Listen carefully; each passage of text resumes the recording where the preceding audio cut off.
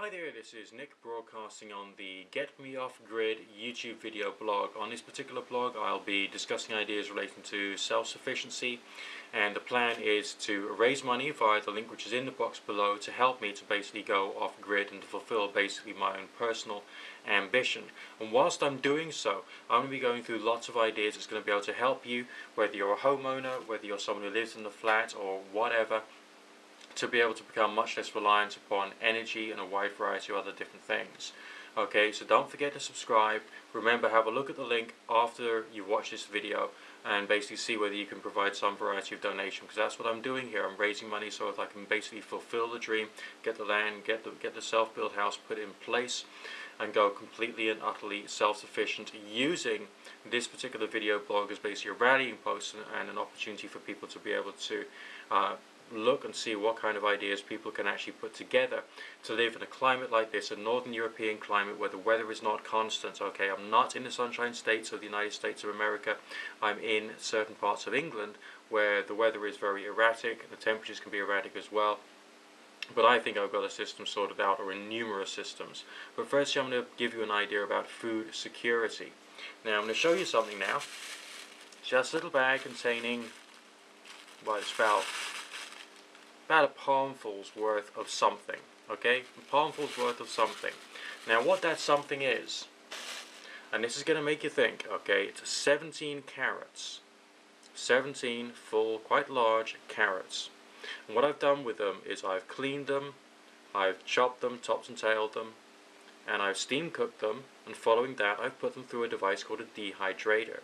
Now a dehydrator is used for food storage as well as for food preparation, but predominantly for food storage. Now right now in your house you've probably got a refrigerator or a freezer, and that's keeping your food fresh for essentially longer, so you can then take your food out of the freezer, you can wait for it to thaw, and then basically you can start cooking it. Okay, now a dehydrator works in a different way, because the energy expense for dehydrating the food for long-term storage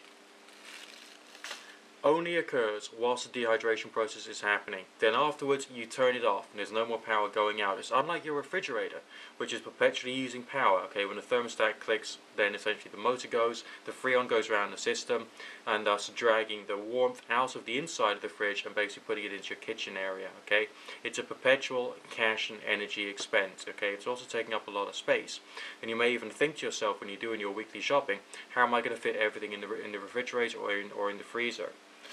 Think about the volume. Okay, the volume of these 17 carrots has now been greatly reduced because the water has been driven out of it. Think how much space you'll be saving, and also think how much energy you'll be saving if you actually rely much more upon dehydration than refrigeration. So once it's finally happened, and once I've got all the donations together from the link below, what I'm going to be doing is relying much more upon dehydration. Sure, I mean, some people would use a refrigerator for dairy products. I personally don't take dairy products, so I've got an even less use for a fridge. But these days you can actually get like cool boxes which work on much lower power than the refrigerator, and they can be used in the summer for your margarine and anything else you might want to use. But I tend to use just margarine and vinaigrettes and tomato puree. So that's basically the only things I've got in my refrigerator, apart from vegetables.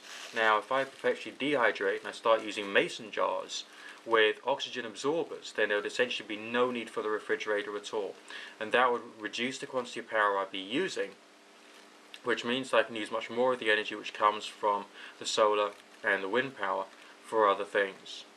Okay, just another idea for those people who want to basically go off grid. Use dehydration as a means of food preparation. Oh, links down there. Don't forget to subscribe.